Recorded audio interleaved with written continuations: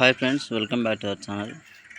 ఈ వీడియోలో wooden tiles 8 ఇంచులకి 4 అడుగులు లాంగ్ అది ఎట్లా వేయాలో డబుల్ కలర్ అనమాట, 2 కలర్లో ఎట్లా వేయాలో క్లియర్గా ఎక్స్ప్లెయిన్ చేస్తాను. ముందుగా ఈ ఎండ్ నుంచి ఆ ఎండ్కి దారం కట్టుకునేస్తాను.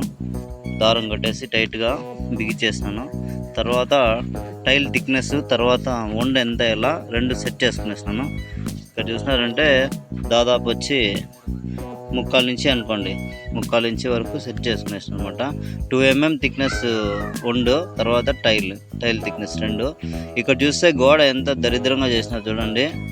మేస్త్రీలు ఎవరైనా చూస్తుంటే దయచేసి ఇది సరిగ్గా పంచైన వాళ్ళ కోసమే. ఇది ముందు పాత గోడ ఉంది, దాని నుంచి దానికి అటాచ్ చేసుకోవాలని, కానీ వీళ్ళు దారం పట్టుకోకుండా గోడ కట్టినారు, సరిగ్గా రాలేదు. ప్లాస్టింగ్లో కూడా సరిగ్గా అడ్జస్ట్ చేసిందా, దాదాపు 2 ఇంచులు మధ్యలో గుంత వచ్చేసింది.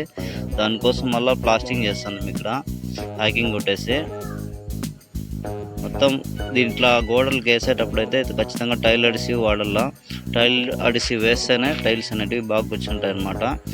వుడెన్ టైల్స్ ఎప్పుడన్నా స్టార్ట్ చేయండి వర్క్, ఖచ్చితంగా ఇట్లా దారం కట్టుకునే వేయండి. ఎందుకంటే వేరే టైల్స్ అయితే సిరామిక్ టైల్స్ లేదా 2x4 టైల్స్ అయితే కొంచెం అటు ఇటున్నా అడ్జస్ట్ చేయొచ్చు, కానీ వుడెన్ టైల్స్కి అయితే మొత్తం దారానికి రావాలా, ఖచ్చితంగా రావాలా. కొంచెం అటు ఇటు పోయినా మనకు అప్ అండ్ డౌన్లు వచ్చేస్తాయి. కాబట్టి దారం అనేది కరెక్ట్గా పెట్టుకొని ఒక్కొక్క టైలే కింద వరుస ఫస్ట్ సెట్ చేసుకొని వేసుకుంటూ రావాల్సి వస్తుంది. చూడండి, రాక్ సిమెంట్ రాఫ్ కంపెనీ అయితే వాడతాను ఇక్కడ. మీరైతే ఒకవేళ ఇంటి ఓనర్లు ఎవరైనా చూస్తూ ఉంటే ఎంవైకే కానీ ఏషియన్ మొదటిగా ప్రిఫర్ చేసుకోండి, చాలా బాగుంటుంది కెమికల్ అనేది. అట్లా లేదంటే ఎంవైకే తీసుకోండి. రాఫ్ అయితే పర్వాలేదు, అంత మంచి క్వాలిటీ అయితే ఏం కాదు, పెద్దగా ఏమంత ఇది ఉండదు. ఇక చూడండి, థిక్నెస్ ఒకసారి చెక్ చేసుకోండి. టైల్ ఇట్లా పెట్టుకొని చెక్ చేసుకోండి, లేదా టేప్తో అయినా సెట్ చేసుకోండి.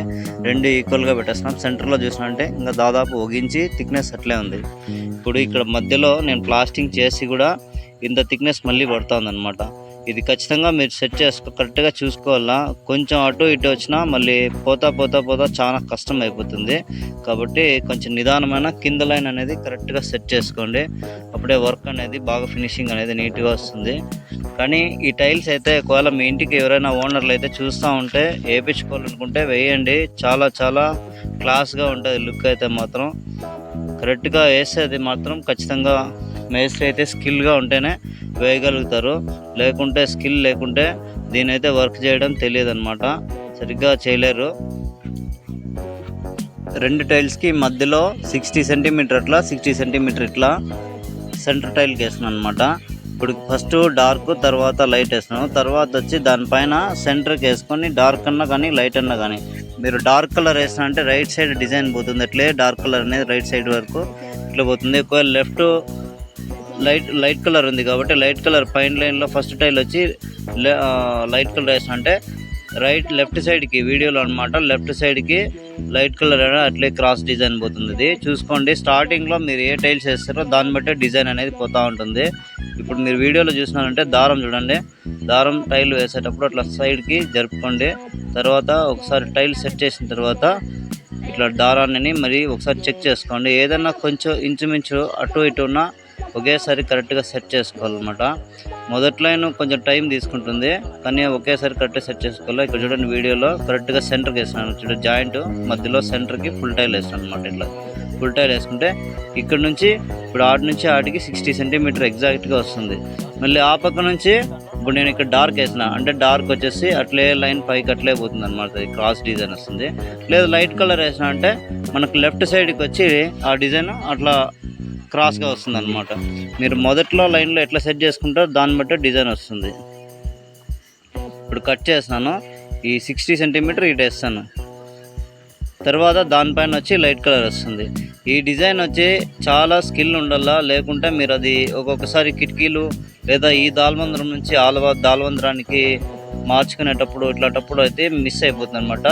ఇక్కడ టైల్ ఏదైనా కట్ అయిందంటే తర్వాత ఆ సైడ్ వేసేటప్పుడు దాల్వంద్రానికి కరెక్ట్గా చెక్ చేసుకొని ఎంత కట్ అవుతుంది, ఎంత పీస్ అయ్యేలా చూసుకోవాలా.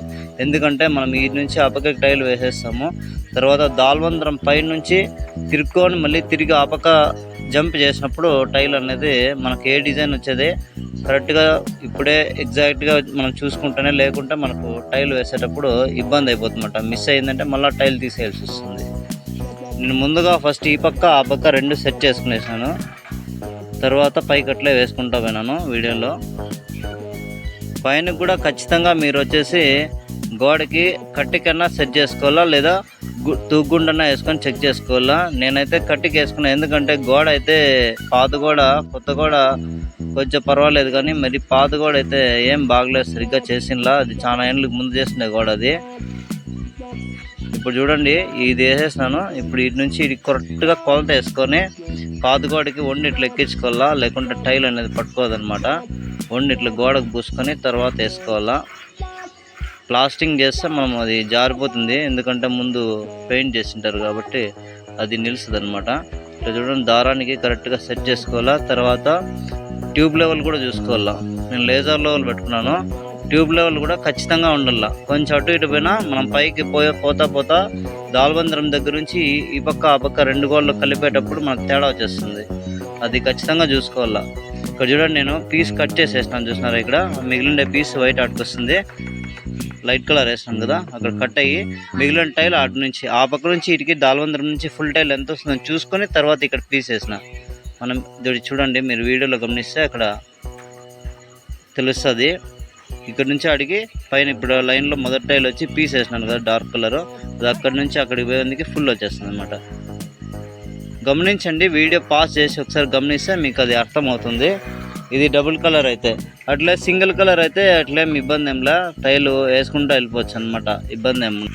మళ్ళీ కిటికీలకి వేసేటప్పుడు అయితే చూడండి, కిటికీకి ఎగ్జాక్ట్గా గోడ ఎంత ఉందో అదే హైట్కి బీడింగ్ వేసేట్టుగా అంటే అదే హైట్కి వేసుకోవాలా. లేదు బీడింగ్ లేదు, మనం టైల్ అట్లే వేసేసాము, బీడింగ్ ఎడ్జ్ బీడింగ్ అవసరం లేదనుకుంటే కిటికీ కంటే గోడ కంటే కూడా మనం 1 mm బయటకు వదలాలన్నమాట.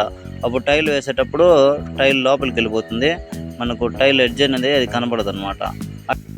ఒకవేళ ఎడ్జ్ బీడింగ్ వేయాలనుకుంటే గోడ లెవెల్కి టైల్ వేసుకోండి, తర్వాత మనం బీడింగ్ అనేది 1 సెంటీమీటర్ వచ్చి థిక్నెస్ వస్తుంది కాబట్టి సరిపోతుంది. అట్లేదు మనకు ఎడ్జ్ బీడింగ్ వేసే పని లేదంటే గోడ కంటే కూడా 1 సెంటీమీటర్ బయట వదులుకోవాలా, అప్పుడు మనము విండోకి వేసే టైల్ లోపలికి వెళ్ళిపోతుంది అనమాట.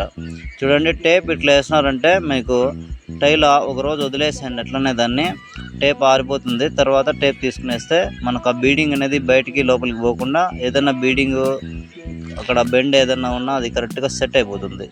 మరుసటి రోజు తీసేస్తే సరిపోతుంది. ఇక్కడ మీ వీడియోలో చూస్తున్నట్లే చూడండి, ఒకసారి డార్క్ కలర్ అంతా క్రాస్గా అదే డిజైన్ పోయింది అనమాట, 5 వరకు. లైట్ కూడా అదే క్రాస్గా పోయింది. ఈ డిజైన్ రైట్ సైడ్ పోయింది, అట్లా కాకుండా లెఫ్ట్ సైడ్కి అయితే రెండో లైన్లో మొదటి టైల్ వచ్చి లైట్ కలర్ వేసుకోవాలా.